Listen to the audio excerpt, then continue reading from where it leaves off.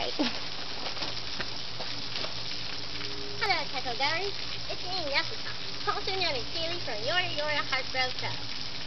I am just announcing that I will be at Kero this year. Also, Taco as well. I'd first like to discuss who I'm going as for Kero. This is a dead giveaway that I'm going with Jessica Lijo. Secondly, I'm also going as Eridan, which I didn't ring it up here, so I'd have to change. And this is my cave and all, but I don't feel comfortable changing into actual suit. Anyhow, if you're looking for me, I will let you know I'm going with an Equius today on Jessica.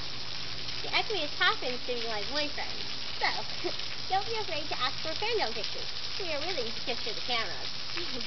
Sorry, best way to put it. Anyhow, I think my Rudias is going with Mariska as well. I'm not sure yet. I think we're cosplaying Sunday. I'm assuming not, just because it's not a big day for the cosplay on Kero.